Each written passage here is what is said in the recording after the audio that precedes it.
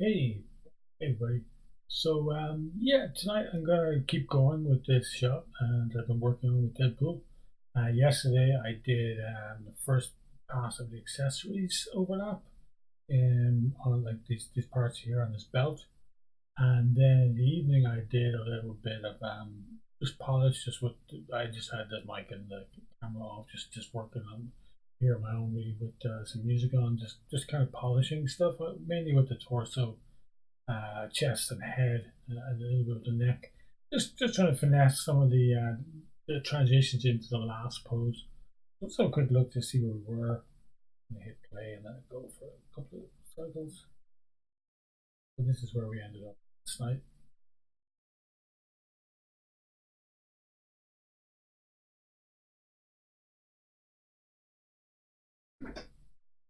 So overall, I'm pretty happy with the way it's going. Today, my main plan was to work on the bullet belts, and do this similar sort of overlap pass on those. But the other thing that I actually got a note from somebody on LinkedIn, which is really cool. They sent me this little screen capture. Elias Figueroa. I'm not sure if I'm murdering the pronunciation of that, but thanks, Elias. Um, Basically, I had this note about having the leg maybe a little bit straighter on the contact pose here on frame 18, which is a great note, and it allows me to demonstrate a couple of things that I find handy as well with workflow. Um, it can be tricky, particularly with IK, to keep a limb straight without getting a sort of like a pop. Um, so I can show you how I deal with that. Like, um, we're going to look at that exact frame there. So we have it's frame 18. So it is like its pose could definitely be a bit better. If I look at it then on frame 9, you see it's translating forward quite a bit over those two frames, 18, 19, and 20, and then 21. That's where it kind of actually contacts. So I'm going to key it there on 21. 22, it's fine. I'm going to kind of work backwards a little bit. I'm going to maybe go back to, say, frame 17. I feel like it's okay in that one. I'm going to key that there, just kind of keep it there safely, if you like. And then I mentioned in one of my videos on Vimeo a while back, actually, that I don't really like to use um, foot roll. I think is it on this rig? I don't think I've ever used it. X. No, it's not that. But a lot of rigs, I'm sure this one has it somewhere. Toe roll. Yeah, it's up on the ball of the toe. A lot of rigs have. No, a lot of rigs anyway. I won't go back down looking for it because I'm not going to use it. A controller that allows you to bring the foot up, or if you bring it back, it brings the foot off the controller, like it goes up on the heel. Which again, I don't really like to use. I just find it ends up causing me more trouble. So I end up doing usually just rotating the foot into where I want it to go. But notice the heel is actually jumping back a little bit there. So what I'm going to do is I'm going to ghost. I've set up a little proxy mesh here on this one. So ghost it. I'm going to look at where the heel is on that frame. And I'm going to make sure that on the previous frame, just the spacing is going right into that.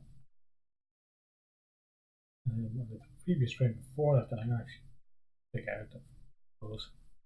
And so the trick to this is trying to get it into that pose, but without it, kind of clicking.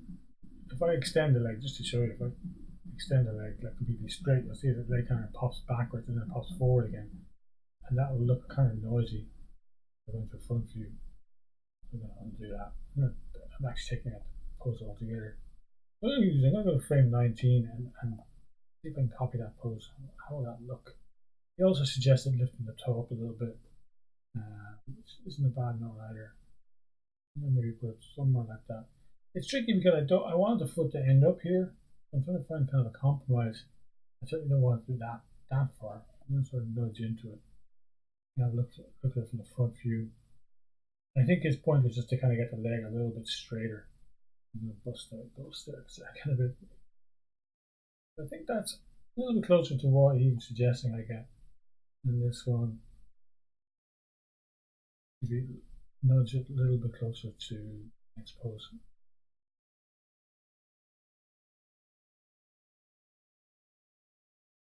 I'm getting a little bit of a pop there. So I wonder, is there any stretch on this leg? Leg length. Yeah, there we go. That's what I often use to kind of cheat this stuff. So like there, I like it. Here, it's okay, but maybe want to back a little bit.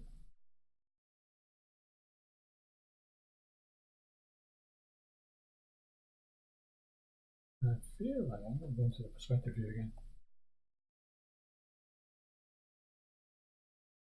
I feel like it's kind of taking a bit too long to land there, so I'm just going to take out this key altogether. Just taking out translation key forward.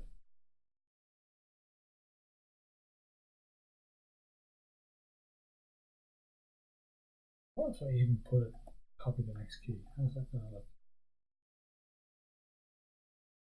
Just going down a little bit quicker. Because once he lands, once his heel contacts, maybe push it forward a little bit. There we go.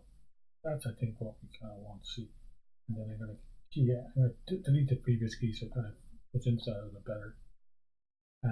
So I'm kind of happy with that as a pose. But if you look at it in the front, we're going to see that we're going to perceive that as a knee pop. See it there. It mightn't come across totally in the stream because I can get total exact frame rate that I'm seeing, but I feel like that's not too bad. A little bit closer to what it's. I'm not going to bend the foot up as maybe as much as he's suggesting. He's talking about maybe rotating it up a little bit. That's kind of a taste thing. I don't feel that it would really be that high.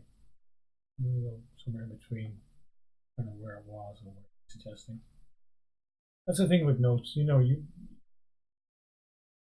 want to definitely listen to them, absolutely. But sometimes you'll find that you don't totally agree with one, or you don't want to go exactly what somebody says. Obviously, if it's a director or a client, then you do, because as Richard Williams says that the golden rule is the guy with the gold makes the rules. So you definitely do what they want. But in a personal shot like this, a certain amount of it will be up to your own taste, really. And I don't want to have it too cartoony for this section. In fact, I don't really want people looking at the legs too much. I kind of want them to be fairly vanilla. I guess that's my point, really. So I'm going to just go stacked pose and then this pose and just look at, like, into the side kind of view. Look at where the knee is traveling. You can see it kind of feel like goes this one as well. I'm just looking at, say, this part of the knee. You can see it kind of sticks in space and then comes forward and then comes forward. Not too bad there. But this one, I've got this nice straight knee now, or straight leg now. It feels like it's a little bit bent back almost. So I'm going to use the leg length to just nudge down a little bit, just to kind of cheat it. Then here, I'm going to look at how it comes into this key. There's not really much there. Okay. I'm going to look at that. I'm going to look at that in the graph editor because it's going to be hard to actually fix it with the channel box. Even using the hotkeys. Leg length. I see just one key here. So this gives me a nice smooth way to control it.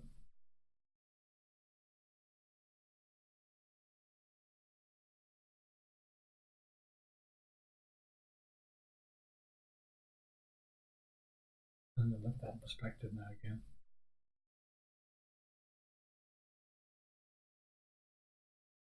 Yeah, and I'm kind of looking at what it is now and what it was, and I feel like I can play around with this now. How straight I want that leg to feel in this pose. I feel like that's pretty good. And then I can even go the other way in this pose. I'm actually shrinking the leg just for a frame. Because if I look at this, but rather than tracking the actual geometry, if I grab my drawing tool here, what I'm kind of tracking now at this point is this outside angle, or this outside edge of the mesh. If I look at that, the space in there, space in there, space in there, accelerating into that bit. That's not too bad. I don't, you will have a certain amount of noise in there. Hey, the notification did not work. I got no reminder now either. Oh, I'm sorry about that. It's strange because somebody else got a notification earlier when I was just doing a quick test. So it seems to be something that's a little bit random. Um, Sorry about that. I'll look into it. I'm still very new to this whole Twitch thing. But yeah, I'm trying to figure out why that's happening. So I feel that's okay, and I feel like I've improved it. I might even stretch it or shrink it a little bit just from the previous pose, just to get a little bit straighter there. Not that quite that much. Just the hair. No, actually, I don't like that. Where it was. Let's just hide it a second. I'm just going to look at just this section in the playglass so I can see it in real time. Yeah, it's a subtle thing, but yeah, I can live with that. It's just a little bit more of a sense that the leg is straight on the contact, like it's just there, and then we see the bend, see the taking weight. I can probably push the hips more as well. That change. Pushed already a bit, but yeah, I'm happy with that though. I think that's might be the kind of thing I come back to and tweak a little bit, but that's my basic workflow. Is just just use leg scaling really just to kind of fix. Um, if I go into a side view, and just like this walk. This walk is quite. This isn't. I would fix it slightly differently in a normal naturalistic walk. In this case, it's not just a walk like as in a walk cycle because he's actually coming down quite a lot here. This isn't a normal passing or down pose. Normally you wouldn't come down that far at all. You can see I'm doing sort of a similar thing in the back leg there. It's kind of popping and then comes forward quite a bit. So I maybe try doing a similar thing there just to smooth that out. Just to kind of demonstrate the same thing again, I guess, as well. Like ghost there and ghost there. But also it's quite a change there. So this leg, I might do a little bit of leg scaling here. Just make it tiny bit. And again, it's hard to do with graph editor or with the channel box. If I have, there we go. If I hold shift, I'm just getting a little bit of a smoother. And then I might even ghost. Where is it there? It's there. I might even just straighten it a little bit there so it's coming through a little bit better.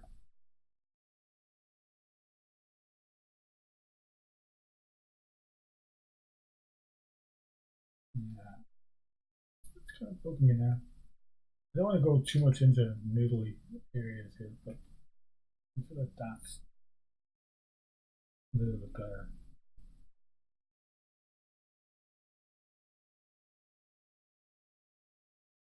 Because the leg will straighten like that, but then it's kind of how it jumps forward.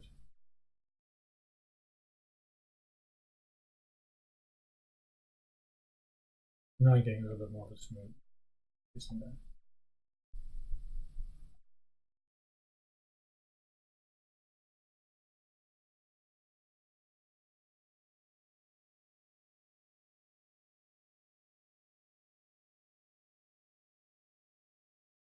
Very easy to get noodly with this leg. end up setting a lot of keys here for something that wasn't too bad to begin with, but it's very easy to go down a rabbit hole if you can just kind of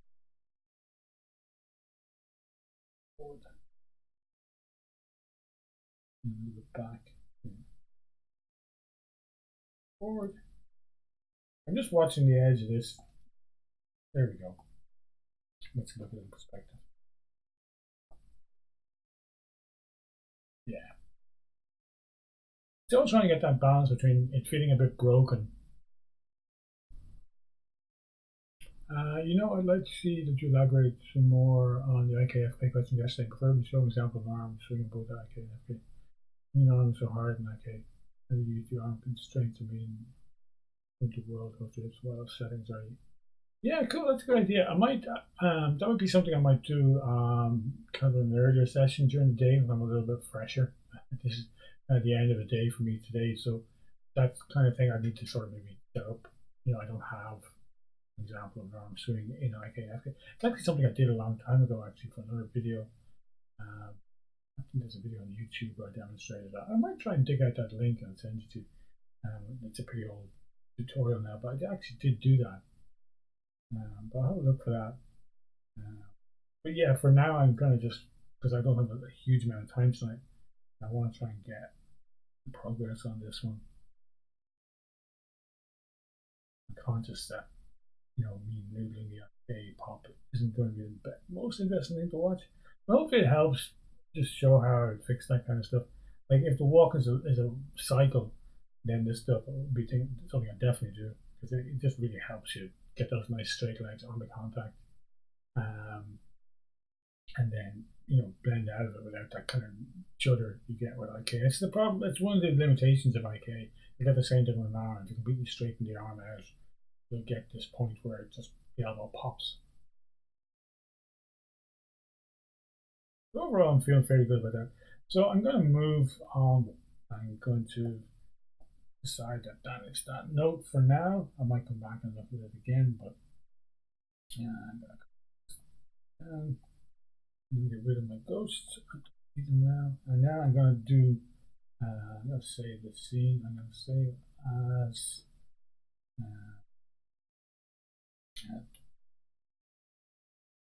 bullet clubs.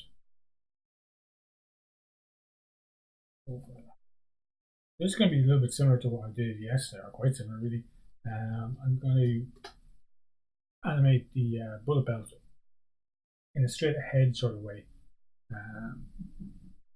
So if I look at those bits, I'm going to make a new layer. I've actually got some of the gear, a layer here. I'll probably merge all these layers back again when I'm finished with them, but for now it's these two pieces of geometry I want. I could actually add those to the layer I made yesterday, couldn't I? Yeah, I'll add those to that layer. Now I can hide the rest of the gear. And those will stay hidden, or those will stay showing rather. And then the belt, those ones they're the ones I showed yesterday. So again, I'm going to add accessories controls. I'm going to add these. I wonder if that'll work with that. Yeah. That's a little script I've been experimenting with, where if you select something, it tries to find other things that have the same names or similar names, just with numbers on them. It's working with this rig, which is great. So I'm going to add those to this layer. Now I can hide that rest of the accessories again.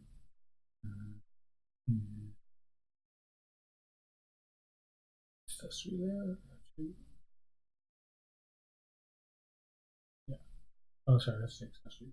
Yeah. Accessory controls. There we go. The reason I'm doing that, it takes a little while to set it up, but it means that now I just have just the controls I'm working with at the moment, rather than having to look at the whole rig, because there's quite a bit in the rig. And you can probably show and hide some of these with some of the rig switches, but I like to do it with layers because it's kind of predictable. I can kind of switch them very quickly for different parts once I get them set up. So the other thing I'm going to do now again is, like I did yesterday, I'm going to just set up a selection I'm going to call this one bullet belt. And it's red. Now I can select all of those controllers with that one button. This is all control picker again. So it's another free script out there that I really like to use. And I bring up on this. There you go. Just going to zoom out a little bit using the camera gauge just so I can see. Actually, I don't need it in this view. Sorry, that's in my shot. Yeah, that's out there. So I find with these controls on this rig, I'm going to key them all first of all, just on the first frame, just to kind of get started. I find with these ones, I can kind of get away a lot of the time with just these middle ones, you know, and then just if I need to do more elaborate shapes, you know, I can tweak the shapes a little bit with those. But I'm going to start off with them just in that pose. I'm actually going to just realign them a little bit just to get going. To this torso, to the shape.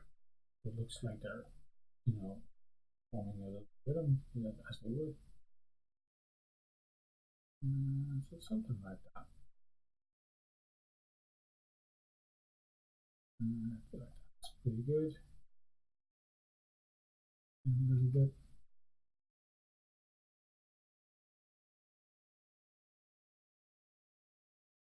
Yeah, I work with AutoKey. You probably can't see that with my webcam in the way, but I have behind my head here on my interface, I have AutoKey enabled. That's the way I tend to work. I set a key on stuff and just to lock it down, and then I just adjust the pose with AutoKey on it. That means I don't have to worry about hitting X all the time, unless I'm making a new pose and I want to key everything. So I'm going to just go through maybe one at a time, just for a small section, maybe even just that section. Maybe like 20, 30 frames, so make a range here, say 30. Let's have a quick look at it. So what I'm doing with this overlap stuff is just kind of looking at where he's coming from, where he's going, and trying to imagine how the props would lag behind. But here, he's going this way, so I want these controls to go back this way a little bit. And he's also coming down, so I want them to maybe go up a little bit. And I realize that these geometry, these controllers, they form the bullets a little bit, which isn't realistic, obviously, but in motion it tends to look.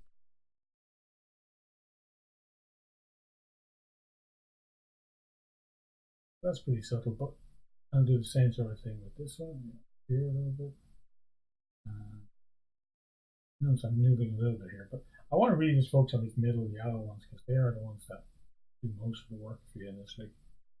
For this bit, and I say unless you're trying to get really specific shapes.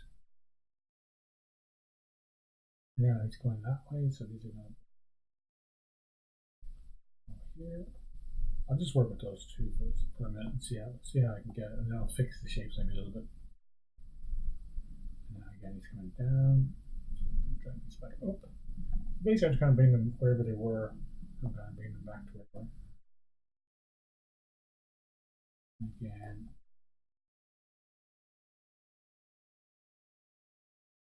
Pushing out more. And now they're going to come down because he's going up. I'm just going to pull maybe out a little bit here.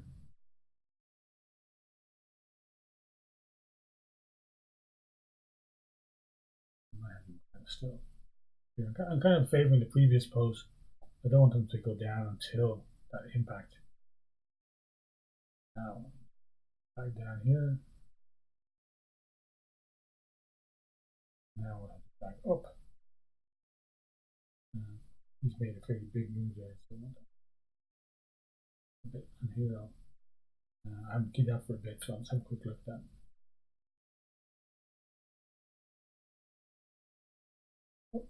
Down, keep this down.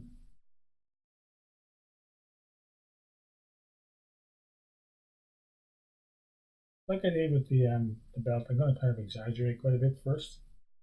I'm going to key everything there, and there, here. I'm just keying all the controls to lock in that shape. It can change when I start doing this. I don't get weird. kind of interpolation floating over a few frames.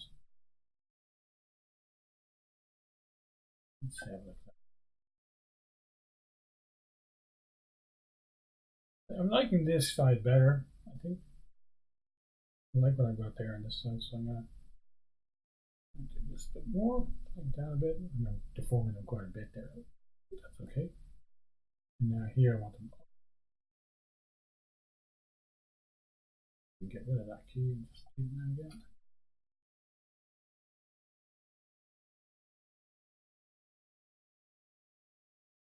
And I feel like I'm going to have maybe a little bit too much here, this direction.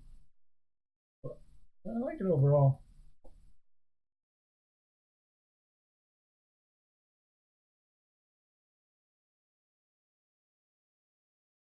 I just feel like it could be a little bit more sudden. This could be back here. Just a little bit more. And then as it comes down, I could feel a bit more pull there. I'm trying to penetrate it. Which? There. There. Go. Tiny bit, and then boom, down.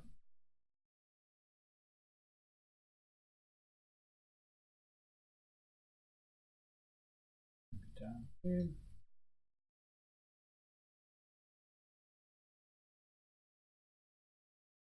I'll definitely go up quicker. This one maybe as well. More here. So I'm trying to control how quickly it happens by adding in keys before it. So look at my shotgun. The mirrored shotgun.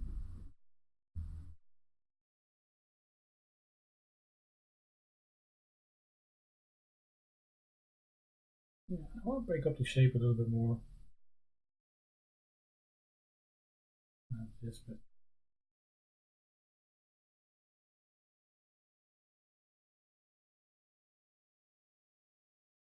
Yeah, I prefer that. So I'm gonna, like I say, I'm working pretty broadly, but I'm gonna, maybe it's enough to illustrate that with a pendulum. It's difficult to, the whole thing with IKFK is that in FK it is a pendulum, whereas with IK it isn't. It's like if I swing something, if I have a pen here and I swing it back and forward, because there's a pivot here, this is like an FK arm, it's naturally going to have an arc like a pendulum.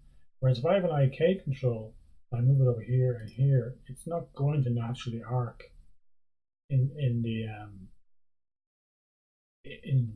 it won't give you an arc. Like basically, if I can just draw for a second, try and give you a quick example.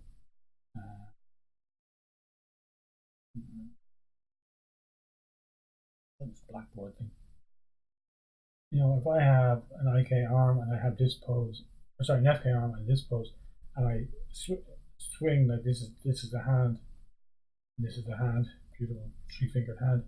If I swing that way, it's naturally going to create an arc because it doesn't change length. So I'm going to get an arc here as the arm swings through. But if I create the same thing with IK, what I'm doing is I'm not swinging an arm. I'm not rotating like this. I'm actually moving a controller here. So if I have it there and there, Maya is not going to go, oh, you need it down here. It's just going to put it exactly halfway. So there I'm going to get an arc, and there I'm not by default, unless I create another pose here that has an arc.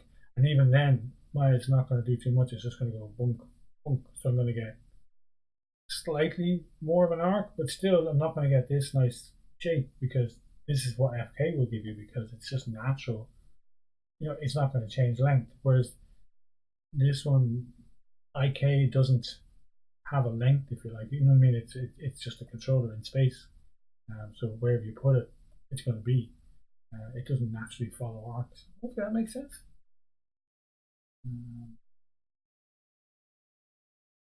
That's what I mean. I find it so hard to make arcs with FK, with IK. Yeah, it is. It is really hard.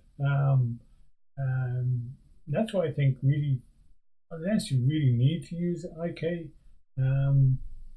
Most time it's simpler to work with FK for certainly for anything that needs to rotate in sort of a clean way, especially if something subtle, you know, because it's like if you're doing a super cartoony shot where you need to control exactly where the hand is in every frame, then you can do it with IK because you're keying every frame anyway, you know. But if you're doing something very subtle, like a character just standing there with their arms swaying by the side as they're doing maybe an idle cycle or something for a game, then you're not going to be keying every frame of that. You're going to maybe want the computer to do some interpolation for you. So that's where FK will just give you nicer results with less work.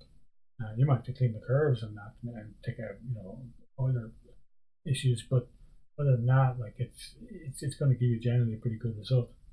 So yeah, FK is my preferred way to animate the arms. I don't always pose them in FK. As I said, mentioned yesterday, I often might pose them in IK and then match the poses with a script, to FK to kind of use because IK is a bit easier to pose because you can put the controller wherever you want and put the elbow wherever you want, and that's your arm pose. Whereas in FK, you've got to rotate the shoulder first, then the elbow, then the wrist, and then go, oh, that's not where I wanted, and adjust everything to get it to the arm exactly where you want it. Whereas with IK, you control that exactly. So there's benefits and drawbacks to both of them, really. Um, as I say, there isn't a right answer. There's more like a what's the right answer for your shot, or even for a section of your shot. As I say, for most of the shot, I'm doing FK. Like even all this stuff where he's clapping his hands. It took a while to build that pose there where his hands join. Um, but for most of this earlier part here, I don't have too many poses. It makes some of these poses read a bit better. I don't like them there. It's very easy for me now to drag that, you know. I can maybe push this back. But you can take out that key. I don't like that now though.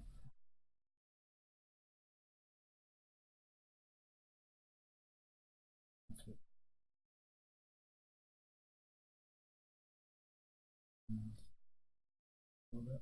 but see, that's kind of very easy. It's kind of non-destructive really with FK, because I can change the angle or the wrist or whatever without really messing up the track, the overall path of the arm too much because it's coming really from this controller up here.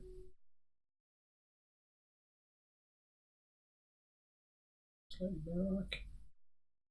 It's a nicer shape coming up through there. A little more weight to that. So yeah, so I hope that helps. As I said, I could do a better. Well, like my character is walking with a cane, so I have his arm and IK rather than drive his whole arm with the cane. Oh yeah, like for something like that, walking on a cane, I'd probably just animate the cane and just constrain the IK controller to it. Unless he picks up the cane and gestures with it at some point. But if he's just walking along with it, yeah, I'd probably animate the cane. I'd probably have the controller for the cane on the ground where the tip is, and with the possibility to animate the hand too on top of it. Yeah, well, that's where locators come in handy, or you just constrain to a locator and you just group. So I'm running low on time, so I want to try and get through some more of this. I'm gonna go back to next section. I'm gonna keep the previous section, few frames of it. Looking at doing. Now that I'm looking at that to transition into this next post, I don't actually like doing it. I actually want it to go this way. I think that's better.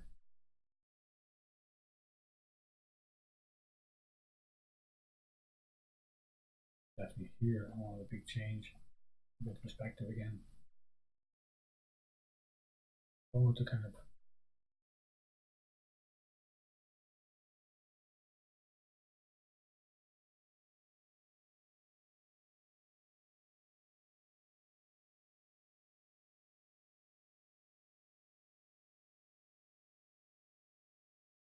here drag down.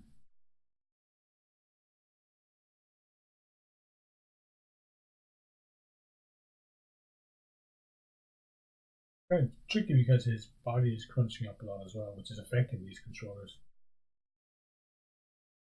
That's one of the parts I struggle with when I do any retiming is there constraints involved. Yeah, it's always difficult working with constraints. As I say, I don't really work with constraints unless I really have to.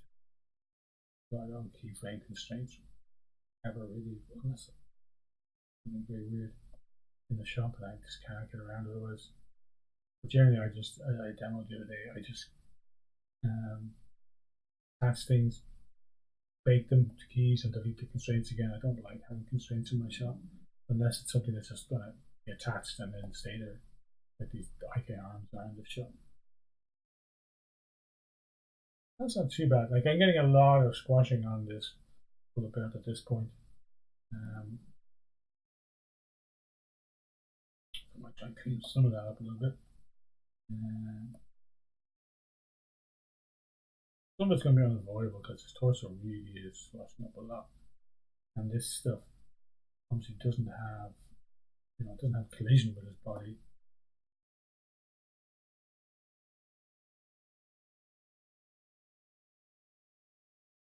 Like that's too far in terms of coming out that way.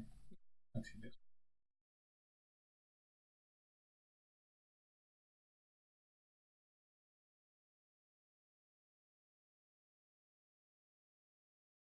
Let's see how that goes into the next section. I'll look again with the.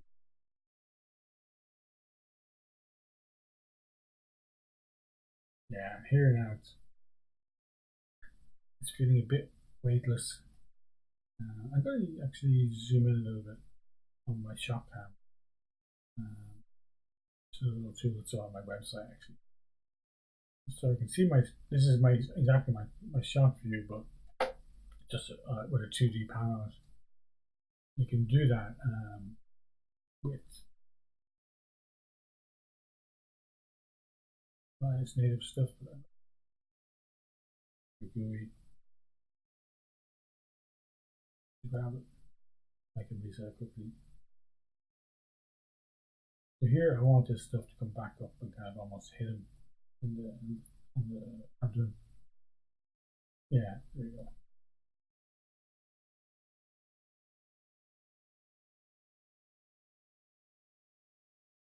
Maybe just lower stuff as well. Here I need to kind of go in and work out those smaller controls. I'm getting a little bit of an overlap. I get sort of like a little bit of a wave motion through that a little bit. It's just not all moving more kind of thing.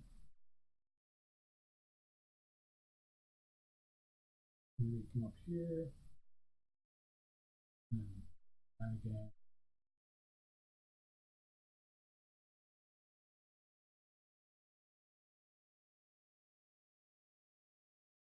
Change your this one just for a frame to come out with it. So you really feel that weight. I'm talking this off then again just to see it.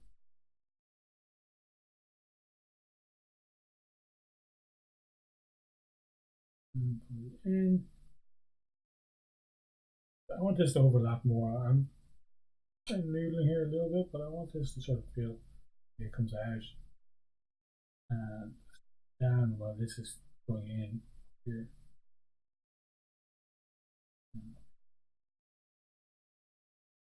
So it kind of catches up with itself. Yeah, so that's it.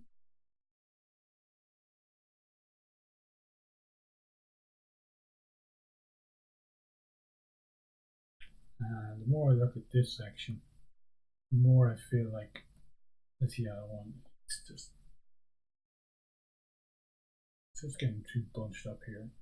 Actually, over here maybe a little bit.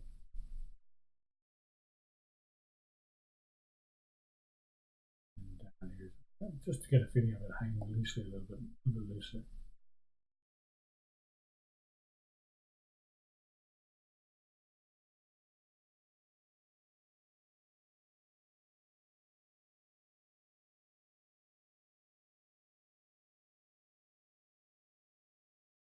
Those are the controls. I should maybe have a GUI for this kind of stuff. What did these? Yeah, I can't really see this.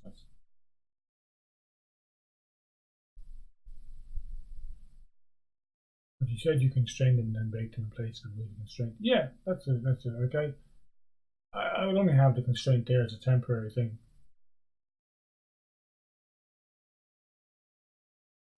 That's just my preference. Like some people would work with constraints, absolutely. But I just prefer to just bring it back to just regular keyframes. I just find it easier to fix, and I can blend how something, because people, you often see it with a constrained animation. If it's moved at all, it's this kind of weird kind of like gunk. It's like it suddenly gets magnet attached to something else. It feels a bit weird. Whereas if you just have keyframes, you can actually blend it. If we don't, things don't appear in our hands unless you've got magic powers. They, we pick them up in this friction and this, a little bit of give to grab something. So yeah, I could noodle this stuff all night, quite honestly, but I'm gonna keep going. I'm gonna see how far does this shot go before we actually don't see that. Well, we see him for quite a while. Yeah, so we see all this stuff for quite a while. But here, everything disappears. I'm gonna just key that section.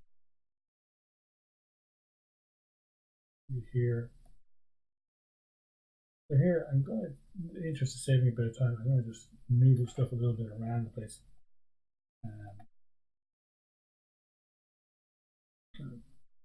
Try and work just a little bit more efficiently, because this is quite slow to do.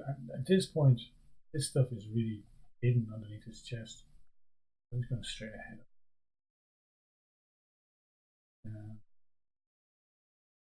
Up again. This will be very hard to see, but we might feel it. And I'm not going to worry too much about fixing every inch of penetration there, because we're not really see that it's tucked into it. So again, as he goes up, down a bit, comes down, it's going to go up. And I'm just kind of at this stage just putting enough to kind of sell that it's still moving, still alive, hasn't suddenly stuck to his body or something. A little bit unnatural. But this last bit, this is where it's going to be cool again to show it animating nicely.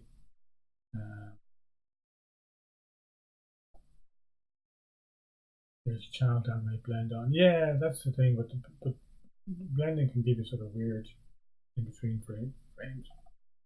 It doesn't always look good. Because again, it can usually be sort of a linear transition.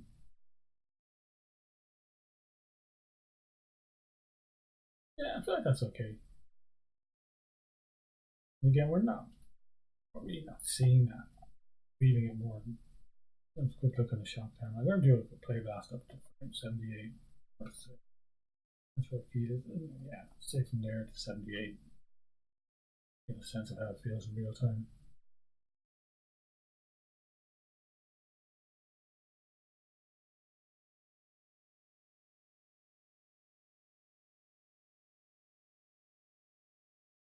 Yeah, and I'm starting to feel it then again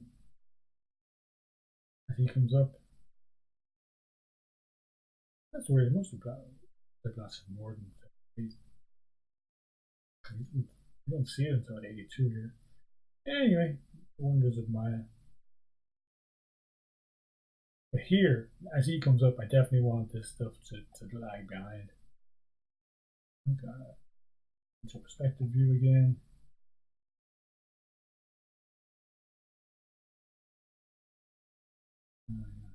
Down.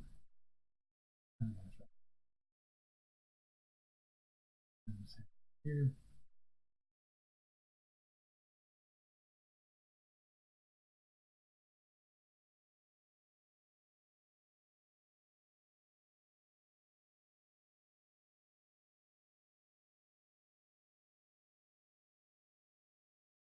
I'm really exaggerating this.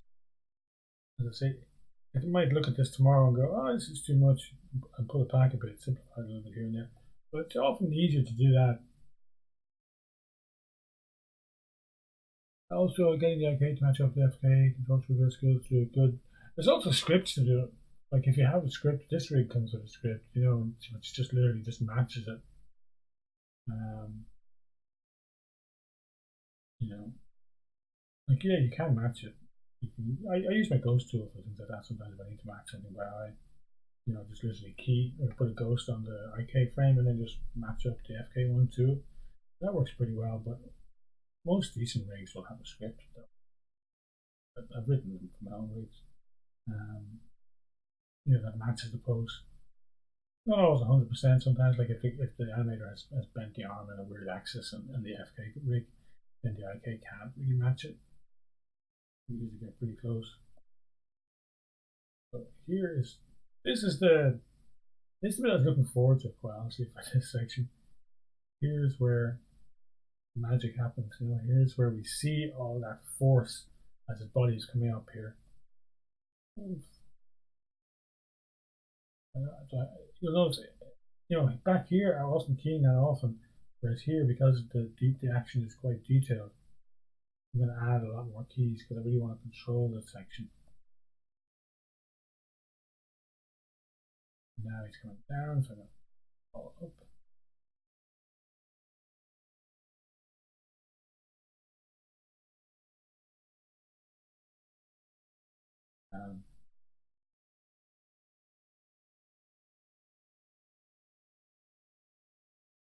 We're not feeding it. You notice we're not feeding it there. That's because there's too much of a to ease into that.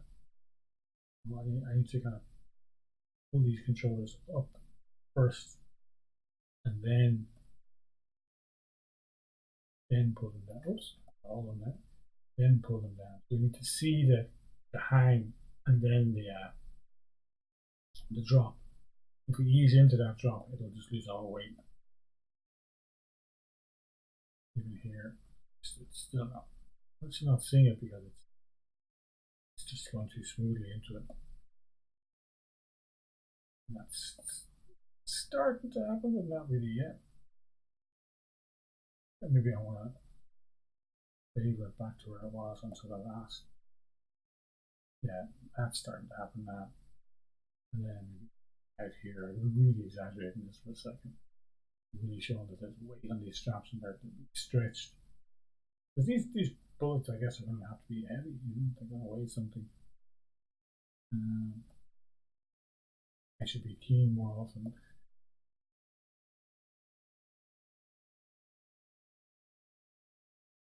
And they should all come back up again. I should maybe make a separate button for each side. I'm kind of focusing on one side at a time, I guess.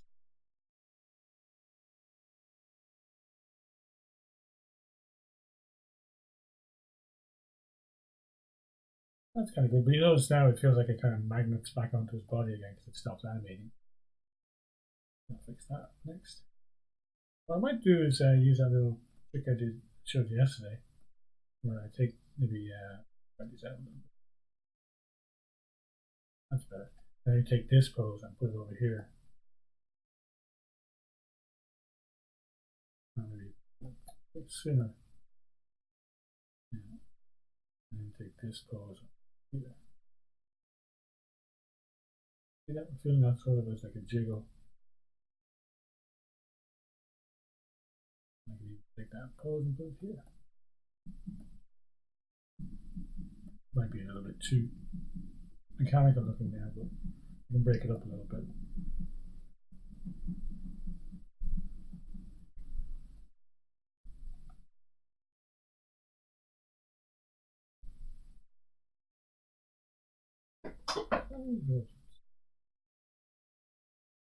There you go. I'm feeling not too.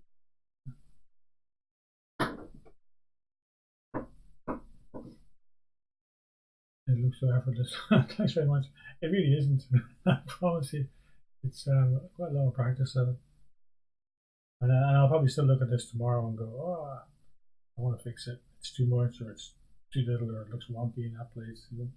But so, you know, the important part of when you're working professionally is, you know, picking your battles and kind of moving on. If you've got a deadline, then you know you literally can't do this kind of stuff too much because you know things need to get finished. Best animation is the finished animation. You know.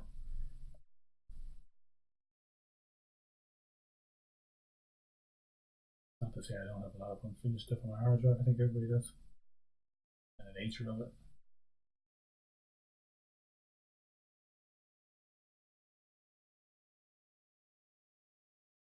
Now I'm kind of focusing on this one a little bit more. I want to try and pay attention to everything his body's doing, not just the up and down. Um, like a twist of his torso as his torso pulls around here. It's going to lag behind that motion as well, of course, because it's the old.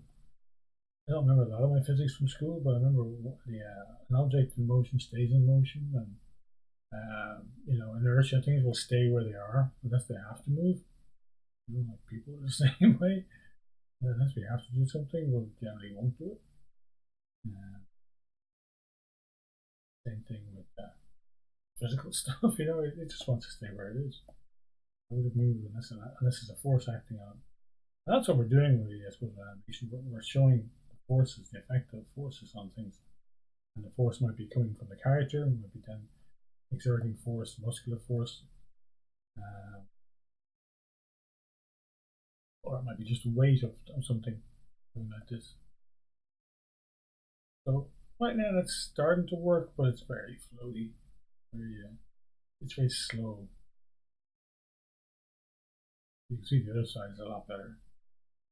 But that's kind of why it's good sometimes to focus on one side at a time, because it kind of gives you something to shoot at. And you kind of go, right, this isn't as good as that.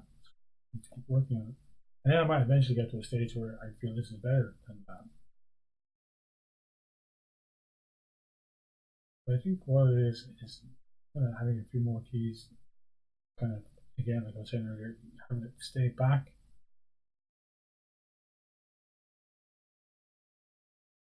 Bunch of a little bit of camera space. Works pretty well. You have to be careful about penetration. So that twisting, that drag that's going to do there, then it's going to be, of course, the lower part of it's going to do more of it because it's further away from where it's tied to them. So that, this lower bit here, more.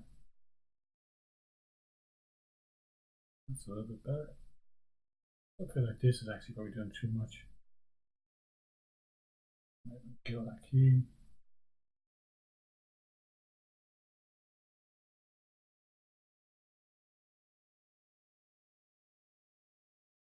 Yeah, it's starting to happen now.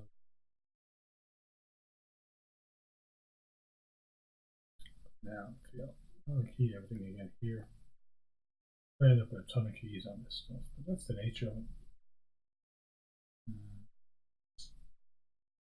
This stuff is moving quickly and there's a lot of forces acting on it.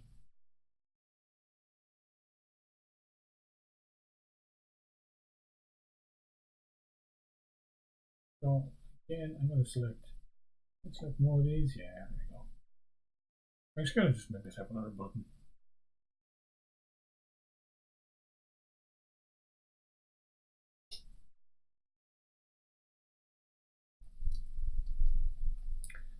I really like this because you can just make buttons on the fly. I don't have to worry about this side now for a little bit. I'm setting extra keys that I don't really need. They'll be kind of confusing me later.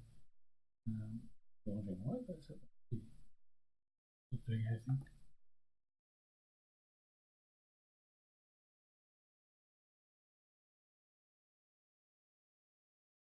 I want to get a little bit of that ash curve thing, so it's like doesn't all move at the same rate. Even rotate. Yeah. It's a bit.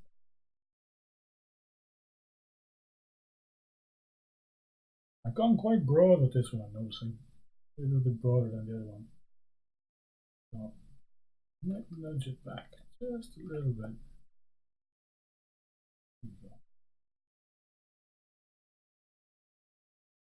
Take this pose and drop it.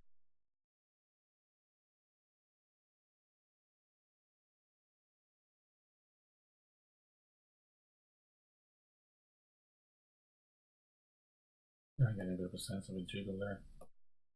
I'm gonna have a look at that section at full speed.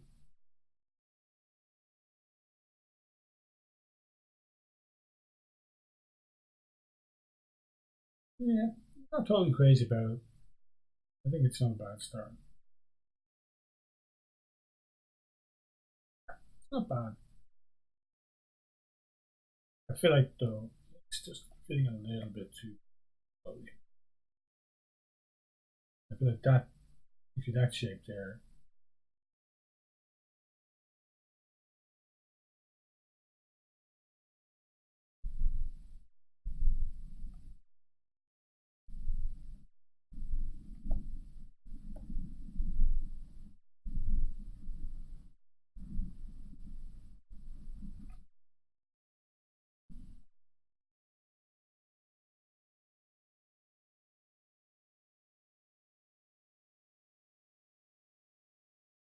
I'm just breaking a little bit there. So penetration, yeah, it is.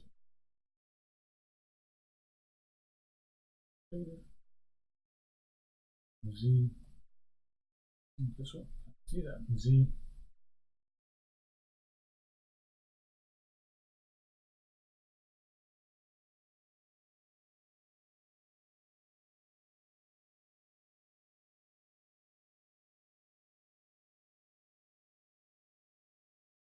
Yeah, I feel like I'm gone a bit broad, quite honest. But I'm gonna I'm gonna keep going with it like this, and then maybe tomorrow I'll look at it with fresh eyes, and maybe I'll pull it back a little bit. Mm,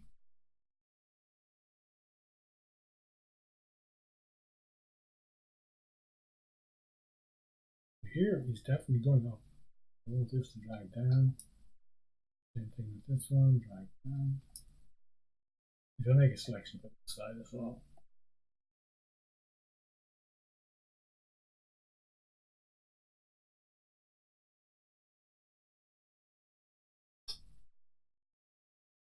I feel like my names are actually no, they're actually okay.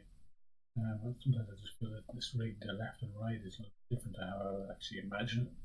At least the colors are. That's okay. Usually I like to have red on the right. It's just a thing when I'm rigging. I also red on the right because or and or.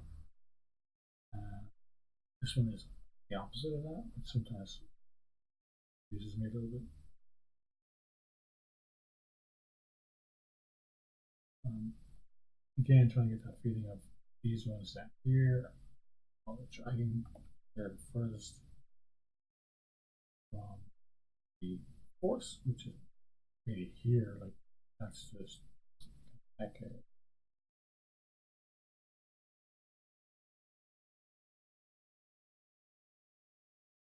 Here, like the bottom, not much left now, but this is an interesting section here because everything comes up there. Um, I don't again. I don't want it to just come up. I want it to sort of change shape and do some nice stuff. Absorb the twisting and all the rest of it that it's done.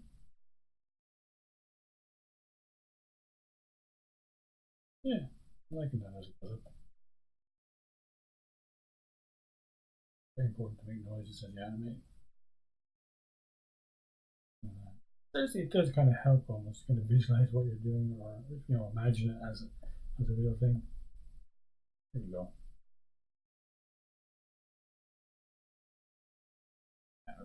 Pull it even out of his body just to really sell it. Yeah, there you go. Won't be as obvious on this side because it won't be visible really when it's away from his body, but unless you've got some nice shadows in there maybe in the render.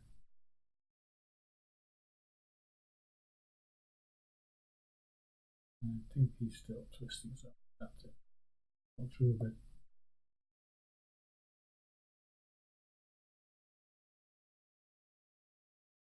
I'm trying to light that now. Thinking the sort of wave motion through here. Might be a little bit much. Might be distracting from the character too much. It's easy enough to pull it back. So I probably will pull back a little bit tomorrow, but go big or go home. Go big first, and then fix it. Easier.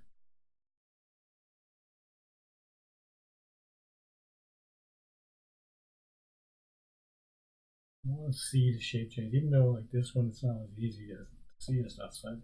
There we go. That's it. Must be saving incremental lock because I'm kind of getting tired. I don't trust myself too much when I'm tired, and then I also don't trust Maya too much when I'm tired. I don't like losing work when I, especially this kind of stuff, because this is, it's like a performance almost. It's quite um, spontaneous. You're just trying stuff, and it can be hard to reproduce this stuff exactly the same way again. If you do get a crash, it can be kind of like, oh no, how do I, like, what bit did I have done? That's why I try and work in sort of, even though I'm going straight ahead, I'm just picking out sections and working it very organized way. So I'm really going to push this. See how this might be way too much, but it's kind of off the screen at this point.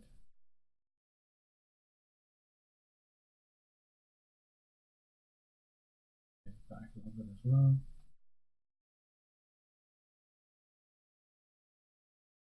Here is what I call it.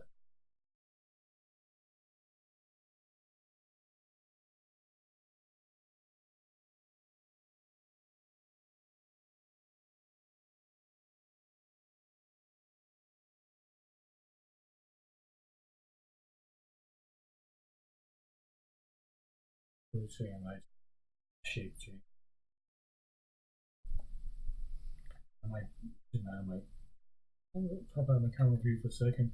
Yeah, it looks quite extreme in that angle. But I probably would separate that much. I wanted to read in the camera view, so sometimes I'll just push it, more. Technically, it would probably, because he's leaning forward and all that, it would probably come all the way down.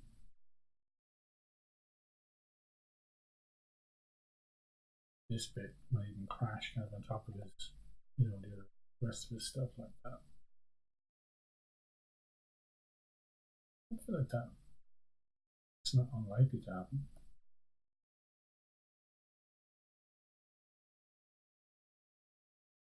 And whether that's actually visible in the camera is another question. I'm going to play it back here. Just to show that the gravity hadn't quite caught up with this bit yet. But here,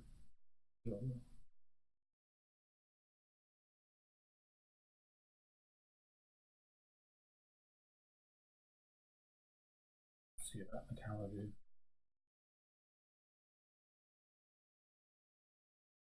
Yeah, it's not too bad. And now I'm going to do my little trick again. I'm going to take that frame, just put it out here, and then here, pull this back. I'm just making it even. That's why I want 4 frames. I actually don't. I think that's too slow, so I want it to be 3 frames. And then, oops, there, a mistake. There, I'm gonna pull this one back, and this one. There we go. Sort of jiggle overlap.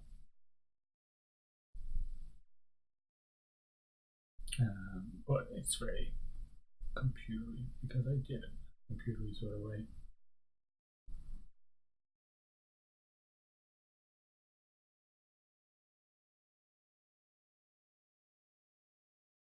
So I need to play, use what the computer does for you. Like, it's great at calculating things. Leave it calculate. What's a halfway point between those 2 things? What computers are great at. But then we can decide that stuff doesn't look very nice. I think a computer will have trouble telling you whether it looks nice or not.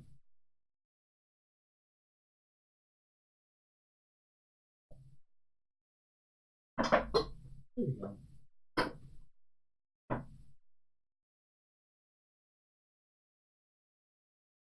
I feel like that will come up here a bit sooner. I'm going to nudge it there. I'm kind of acting like these straps are a little bit stretchy, I guess. A little bit of spring in them. Okay, I feel like that's not bad. We're just over an hour and maybe 5-10 minutes. Um, it's been a fairly busy day for me, so I'm gonna probably call it there rather than that's kind of a law of diminishing returns. Um, hopefully there we go. So I don't want to spend too much time on this particular aspect. That's part of it as well. Just kind of keep it going. Come back to this tomorrow with fresh eyes and look at something else. Oh my god! I think actually there's one thing I have been noticing. This is completely off topic, I guess, but it's just this arm. Actually, if I close them again, let's see it. Uh, control again. Camera's still moving here, so it's a little bit hard to tell.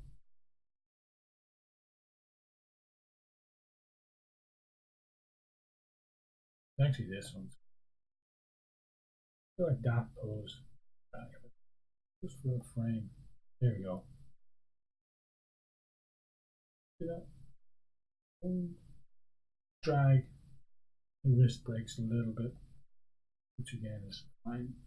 Let's go there. I'm exaggerating that just for one frame. Maybe loosen the finger up a little bit as well. I think I did this already, but I feel like I can go further with it. Yeah. That's the thing, when you start bringing everything else, like these props and all that kind of stuff. Can you make a video on how to do a walk cycle? Hi, yeah, I could absolutely. What I did this week, this is my first week of doing these kind of streams, was I took a shot that was already in sort of a decent place, so I'd have something to show people to begin with. But yeah, absolutely. I love doing walk cycles actually, quite honestly, and run cycles. And I've got a couple of new rigs recently. So yeah, what I'd often do, one of my favorite ways to test a rig is to do a quick walk cycle or a run cycle. Sometimes they're a bit easier because they're a bit faster. Um, but yeah, maybe next week. I'm hoping to finish this one off. It's only Tuesday today, so I'm hoping to finish this shot mostly off by the end of the week. And then maybe next week, then have a look into the walk cycle. Yeah, so for sure. So subscribe or click the button there and keep an eye out. And my schedule is a bit loose at the moment because I'm just kind of figuring out when it works for me, energy wise and just practicality wise. Um, I'm still looking at things as I'm doing this. There we go. Another opportunity to add some more overlap. I'm also noticing it. Sorry, I'm jumping back and forward here a little bit, but yeah, absolutely, I do a walk cycle.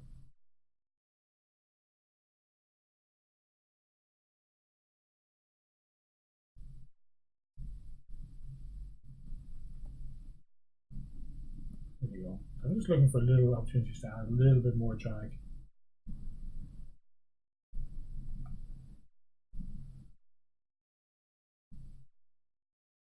It's just barely in the screen, but we'll feel that shape flashing by there. Don't make it flash too much, obviously. Stroby, but okay. So I'm going to do last play blast, and I'll probably call that for tonight.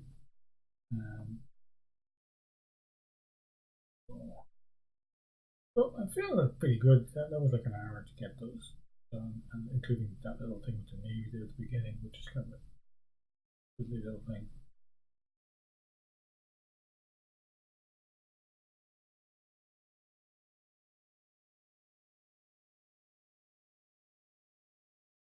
I'm not totally happy with this one. This side, just around here, feels like it sticks and then gets looser again, just for a little section. Let's see if I can do something with that while I see it. Not just good to do things as you see them. So it's here. It could even be just deleting a key. That's a little bit better. I just felt it was like kind of sticking to the body and then not sticking. Thank you all watch. Yeah, great. Yeah, walk cycles are fun. They're hard. Quite honest, the run cycles are a little bit easier because they're faster. Basically, you have less keys to worry about. You have less. It's kind of neat. If you watch the beginning of this video in the recording, I don't know if you were here earlier, but the stuff I was doing fixing that knee pop, you end up doing a lot of that with walk cycles to make them look really clean. Whereas with a run cycle, it's a bit more forgiving because things just rush by a lot quicker. You don't actually have to worry about that. You've got more poses in less frames. That makes sense.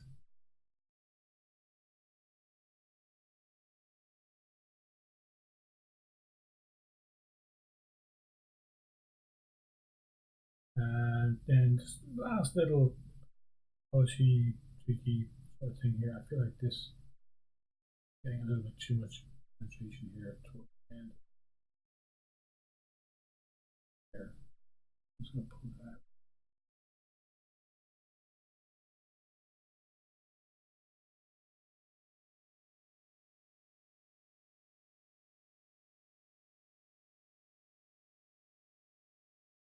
I feel like I can a little bit more.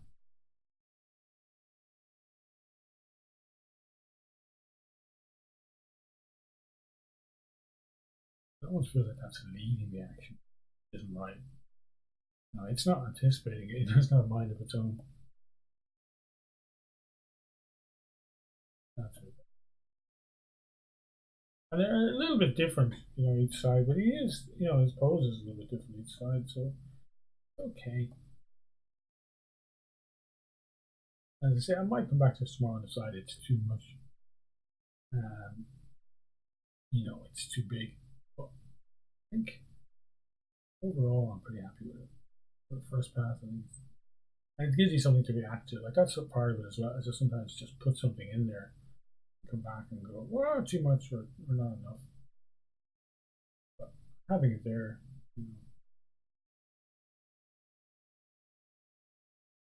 yeah, it's just one little more thing I'm gonna do. One final little thing. It's kind of like earlier what I was saying. Just here. I go to the. It's kind of like I did earlier. I had these kind of bunching up on top of each other a little bit. I kind of like that. Like kind of landing on this little bag he's got under here.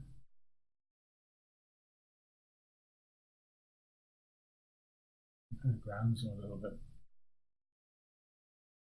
Down.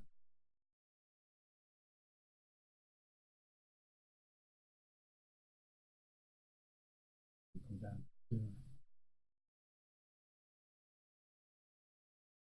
Yeah, just a small thing, but I feel like that'll help. Again, just kind of sell the reset. I'm jumping through the camera so quickly here. A bit confusing, but here we go. Yeah, just feel that little bit of interaction there with the rest of the things. It's just selling that this is a real object, but especially how to deal with foot roll and knee pop. Yeah, there's a video on that. I'm like, I don't really use foot roll as I mentioned earlier, and it's just gives you more problems than it's worth. Okay, so I'm going to call that for tonight. Thanks a million for watching, guys. Hopefully tomorrow afternoon I might get to do some more. Not tomorrow evening. I'm not around tomorrow evening, but maybe during the day, depending on what goes. I might have some time to do a little bit more on this. But I'm hoping to get it finished by the end of the week. So definitely maybe Thursday afternoon or Friday evening. Probably get back to this for sure. Maybe do some more details on the fingers and just generally just try and bring it through to the last stage, and then because I want to get it's a thing with CG is that you can always polish, you can always change stuff, but I feel like there's a point where you just have to kind of get it and move on and do something new because that's just valuable sometimes. So thanks a million for everybody for tuning in. I hope to see you soon. Cheers.